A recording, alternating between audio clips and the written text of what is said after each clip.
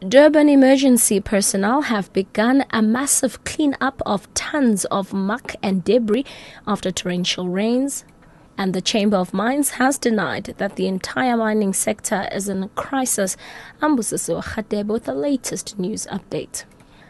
Durban emergency personnel have begun a massive cleanup of tons of muck and debris that are clogging streets and waterways after torrential rains. eThekwini municipality's head of communications, Thabo Mofokeng, says although several shacks and homes were submerged, the damage is not as bad as in previous storms. He says displaced people who have crowded evacuation centers have begun to trickle back to their communities as flood waters subside. The extent of damage was not as bad as it was last week.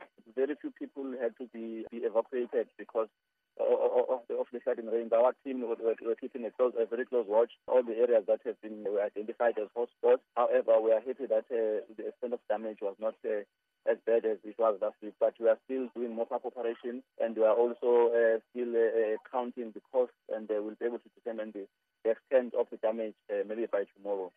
The Gauteng Infrastructure Development Department has spent 90 million rand in interest due to late payments to service providers.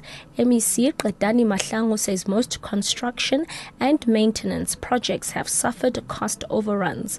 Mahlangu has blamed this on weak contract management by her department. If the project was meant to last for 2 years and there's a 2 months delay or so, it pushes up the costs and the interest. Sometimes the contractor pulls out the workers on site and all of those things.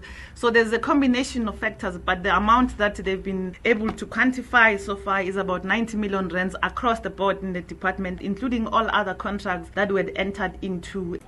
And lastly, the Chamber of Mines has denied that the entire mining sector is in crisis. Spokesperson Vusi Mabena says strikes are not taking place across the sector and are restricted to platinum and possibly gold.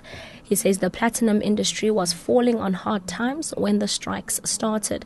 The Benchmarks Foundation has meanwhile criticized government, police and platinum producer Lonmin for firing rubber bullets at protesters in the Nkaneng informal settlement in Marikana. Police backed up by the army have meanwhile blocked all marches around Marikana. ANC Secretary-General Gwede Mantashe has meanwhile said socio-economic conditions of mine workers at Lonmin's Marikana mine have partly led to their violent protest. He was speaking after a National Executive Committee meeting in Pretoria. Mantashe says mining remains the bedrock of the economy, and yet the abject poverty and squalor surrounding mining areas remain a matter of deep concern. He says mining in general have paid lip service to an undertaking in the mining charter to ensure that living and working conditions of workers are improved. Catch the latest news on the hour on SABC radio stations and anytime here on Newsbreak, Option 1.